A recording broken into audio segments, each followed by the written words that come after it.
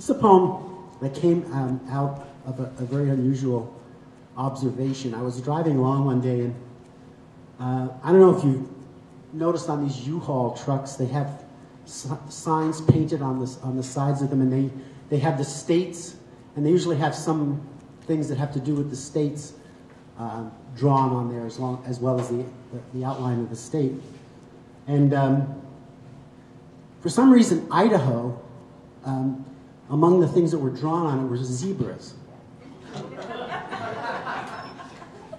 And I'm sure there's a reason for that. The zebras of Idaho.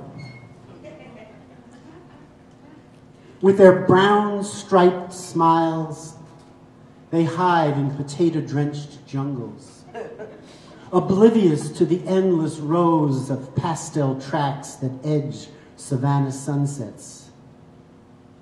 Tomorrow, illegal lions will sneak across the Canadian border, bringing antelope carcasses and socialized medication.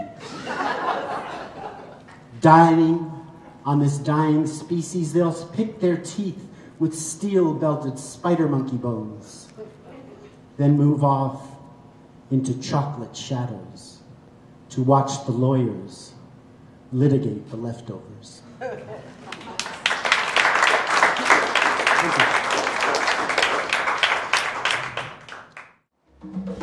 Dogs that bark at convalescing saints, dogs that bark at children praying, dogs that bark at trains passing yesterday, dogs that bark at dreams I didn't have, dogs that bark at foreign dignitaries, dogs that bark at my hallucinations, dogs that bark at somnambulistic marionettes, dogs that bark at political ghosts, dogs that bark at pony rides, dogs that bark at comprehensive collections, dogs that bark at worried sailors, dogs that bark at historical dioramas, dogs that bark at dog men and their mean women, dogs that bark at, but then stop, confused, dogs that bark at cavernous big box stores, dogs that bark at Charles Manson, dogs that bark at declarations of war, dogs that bark at religious leaders, dogs that bark at dogs that bark, dogs that bark at glasses of water, dogs that bark at abandoned prisons, dogs that bark at circling planes overhead, dogs that bark at you know what, dogs that bark at vegetables, dogs that bark at leprechauns. Thank you. This piece is called Puppet Theater. As a witness in the strangest trial ever, the hand puppet swore face down on the Bible that he observed the marionette suffer hours of verbal abuse from the psychotic ventriloquist dummy until he reached his limit and strangled the talking head to death with a wire from one of his arms.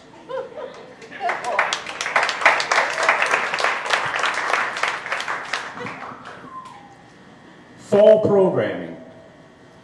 Suddenly and unscripted, all of the characters on the television program fell to the floor, writhing, when I mistakenly grabbed my taser instead of the remote control.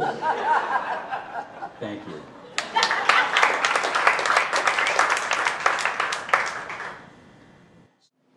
Latte hymnal. Though I've never acquired its taste, I pray to coffee as others pray to God. Please grant me the strength to endure this 8-hour shift, to stay awake late enough to experience a night worth regretting. Please don't let me doze behind the wheel during the drive home lullaby, or nod off during conversation, though I've never acquired its bitter taste. So I can only swallow that hollowed caffeine diluted in cocoa or caramel. But I still believe. I know you're there, listening to my prayers beneath clouds of whipped cream, steamed milk, dogma, and hazelnut, dark roast gospel translated from Irish cream into French vanilla, sacred scones baptized in espresso, holy mochaccino shrouded in sugar, foam faith blessed with cinnamon, amen.